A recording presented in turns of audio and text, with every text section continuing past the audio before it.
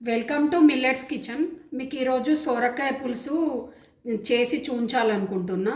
అది అన్నంలకు కానీ చపాతీకి కానీ చాలా టేస్టీ ఉంటుంది. మీరు కూడా ట్రై చేయండి, లైక్ చేయండి, షేర్ చేయండి.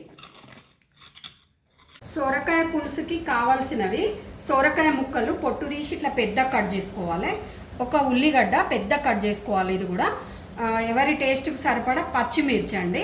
ఓన్లీ పచ్చిమిర్చి వేస్తున్నా, ఇందులో కారం వేయట్లేదు. కొంచెం దొడ్డుప్పు, కొత్తిమీర.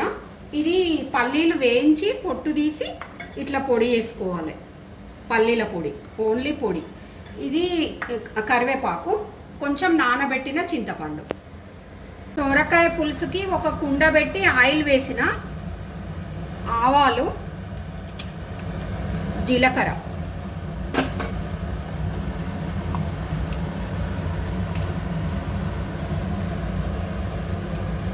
కొంచెం చిట్లిన తర్వాత పచ్చిమిర్చి వేసుకోవాలి.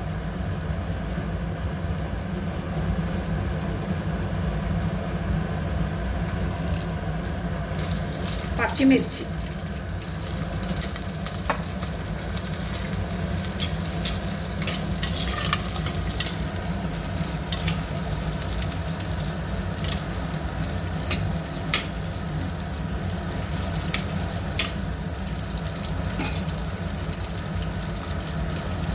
ఉల్లిగడ్డ, కరివేపాకు,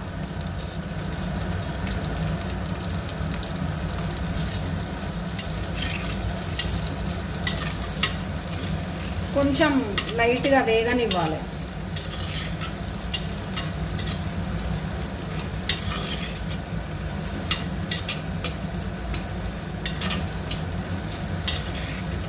మనం ఉల్లిగడ్డ పెద్ద కోసుకుంటే బాగుంటుంది. ఇలా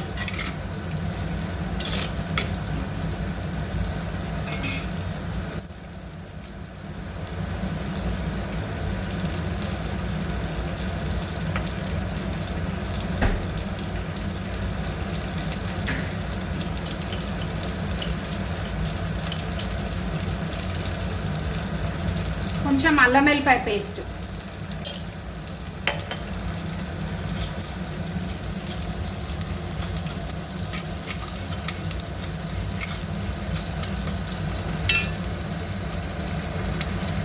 పసుపు,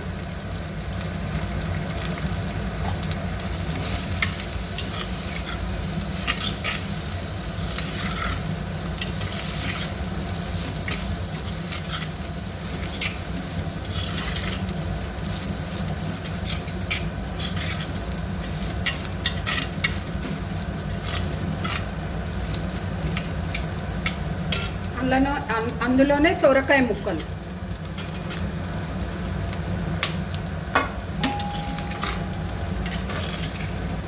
కలుపుకోవాలి మంచిగా.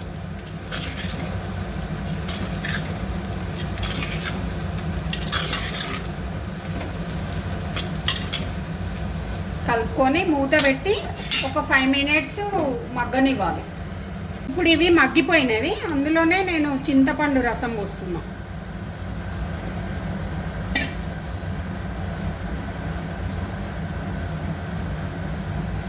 టేస్ట్కు సరిపడా దొడ్డుప్పు,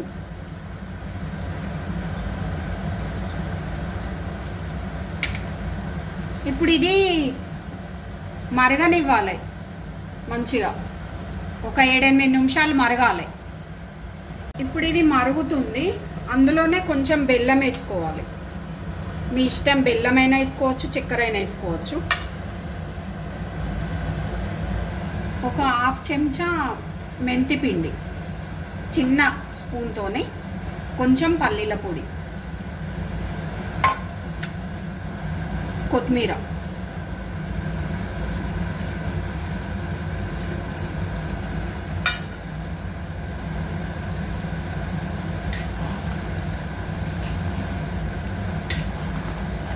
ఇది కొంచెం పల్లీల పొడి వేసిన తర్వాత మరగనివ్వాలి ఒక 5 మినిట్స్.